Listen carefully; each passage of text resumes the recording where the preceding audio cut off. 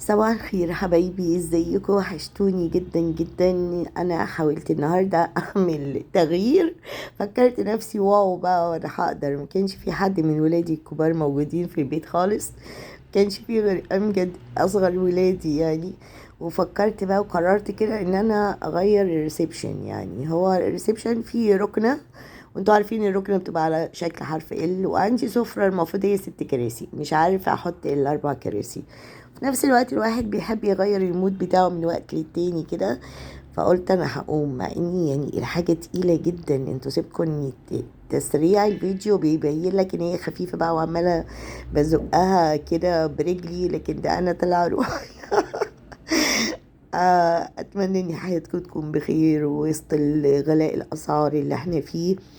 انا عايزه اقول لكم احنا دايما من فتره للتانيه بيحصل غلاء للاسعار، لكن يمكن اللي خاضتنا دلوقتي ان الغلاء متوالي. ولكن ده انا عايزه بس افهمكم حاجه، ان ده على مستوى العالم كله، في كل العالم يعني. في دول اوروبيه مثلا قرروا ان هم يفوتوا وجبه الفطار علشان خاطر يوفروا التكلفه. متخيلين؟ وطوابير الناس اللي في الشوارع اللي واقفة تاخد وجبات مجانية من الحكومة، والوضع يعني على مستوى العالم كله. ودول كان الواحد بيتمنى ان هو يسافرها وهو شاب يعني، واحنا صغيرين شباب، ان احنا نسافر نعمل فيها فلوس. لكن للأسف الوضع بشكل عام في العالم كله حاصل كل اللي بيحصل عندنا هنا في مصر. فأنا مش عايزاكم تتضايقوا، لأن في الآخر احنا مش هناخد غير رزقنا، والأرزاق بإيد ربنا وحده سبحانه وتعالى. ولما ربنا بيحط البركة في الرزق بتاعنا، كل حاجة بتحسي ان هي كتير وزايدة. طب احنا ربنا بيحط البركة فيها ازاي؟ يعني من يتقي الله يجعل له مخرجا ويرزقه من حيث لا يحتسب. عارفين يعني ايه من حيث لا يحتسب؟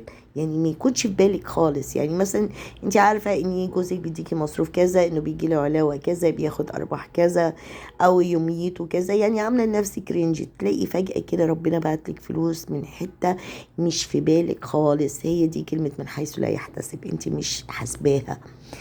فوجهي كده دايما دعائك لرب العالمين، ودايما خلي التقوى في كل حاجة في حياتك. هتلاقي في لسانك، في قعدتك، في اختيار نوع الكلام اللي بنتكلموه، من غير ما نقصد ساعات بندخل في النميمة وبنتكلم وبناخد ذنوب كتير جدا احنا في غنى عنها. ده امجد ابني بقى. طلعت عينه النهارده، هو بيشيل ويحط معايا، بس كده هو جميل خالص على فكرة. عشان تكونوا عارفين ده يوتيوبر يعني، وعنده قناة بقى وجيمر وحاجات كده جامدة جدا يعني. فما كانش معايا اي حد يساعدني بصراحة. انا قررت بقى ان انا انقل الريسبشن، اقسم الركنة دي. هو المشكلة إيه اللي مقيدني؟ التلفزيون احنا ظابطينه قدام الركنة متعلق على الحيطة، مش ترابيزة. لو ترابيزة يبقى سهل يعني. فانا قلت اسيب ركن جزء منها قدام التلفزيون، والجزء التاني اطوحه بعيد كده زي ما هتشوفوا في الفيديو. وطبعا انا رايكم يهمني جدا يعني. فبس والله طلع روحي تعبت. افكر نفسي قويه جدا. المهم نرجع لكلامنا. انا عايزاكي دايما في حياتك وانتي ورا جوزك. لو جوزك بيتعرض عليه رشوة، اياكي تخليه او تشجعيه ليه وتقولي له غصب عننا وحياتنا صعبة. ثقي ان الفلوس الحرام بتيجي تاخد الحلال وبتمشي. المال الحلال كله بركة وخير من رب العالمين. المال الحرام بيجي ياخد الحلال وبيمشي ومفهوش بركة. يعني الواحد لما يكون متقي الله ويعيا مثلا، ياخد حباية بجنيه، بيلاقي نفسه ممكن قام وبقى زي الفل وزي الحصان. وممكن اللي بيرتشي او بيعمل اي اخطاء عشان يحصل على فلوس، ربنا بيطلع له حاجات كده يبتليه بيها، يضيع بيها الحرام اللي اخده مع الحلال اللي معاه. اوعوا تفكروا ان بكتر المال، لا والله مش بكتر المال. لا، ازاي بتتعاملي مع المال ده؟ طب عايزة ظروفك تتحسن؟ تصدقي ولو معاكي 10 جنيه، تصدقي هقولك بجنيه. لان هو ولا ال10 جنيه دلوقتي بتجيب حاجة ولا الجنيه، بس ممكن الجنيه ده واحد يجيب بيه رغيف عيش، يفرق معاه بين الحياة والموت. متخيلين؟ ممكن تجيبي علاج لحد هو مش قادر يشتري الدواء بتاعه. ممكن تشوفي عروسة بتتشور، هاتيلها 6 كوبايات.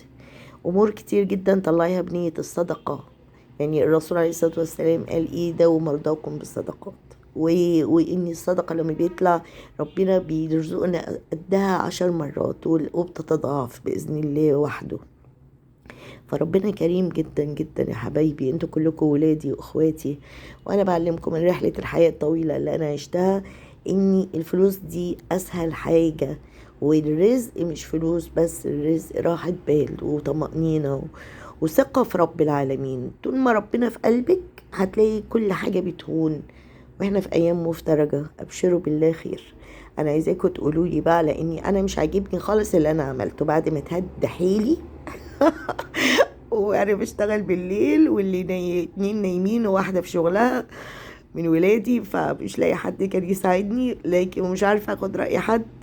فقولوا لي انتوا رأيكم، كان اللي انا عملته ده عك جامد قوي يعني ارجعه بسرعة زي ما كان، ولا تغيير مش بطال؟ انا مستنيه رأيكم، ويسعدني جدا ان انتوا تشجعوني وتكونوا معايا. واتمنى لو انتوا لسه جداد على القناة اشتركوا في قناتي، اسعدوني جدا. يعني انا عندي قناة تانية على فكرة داخلة في 70,000 مشترك، بس هي ليها شغل تاني غير شغل الروتينات. انا بحبكم قوي، صحباتي واخواتي وبناتي وولادي، واي اقتراح لاي حاجه انتوا حابينها انا هكون معاكم. لو ليكوا اي تعليق سواء ايجابي او سلبي على الروتين بتاع النهارده قولولي. وقوليلي اسيب التغيير اللي انا عملته ده ولا ارجعه زي ما كان، ونفكر مع بعض. واحب اسمع كومنتاتكم، انا بحبكم جدا جدا. عايزاكم دايما تقووا قلبكم على الدنيا لما بتلاقي الانسان اللي قدامها قوي، ثقوا ان هي بتتعامل معاه بشكل مختلف. قوي يعني ايه؟ عضلات وصوت عالي وشتيمة؟ لا، قوي بالله، قوي بثقتك في الله رب العالمين. انا بحبكم جدا وسعيدة بوجودي معاكم جدا، واتمنى عيلتنا تكبر وتشرفوني بالاشتراك في القناة. السجادة اللي في الارض هي ماشية مع لون الستارة، بس للأسف لون الستارة ما طلعش الستارة بتاعت الطرقة يعني. فاتمنى تقولي لي رايكم في التغيير اللي حاصل ده، وانا متشكره جدا ان انتوا حضرتوا معي النهارده. ما تنسوش اللايك، انا بحبكم قوي. سلام.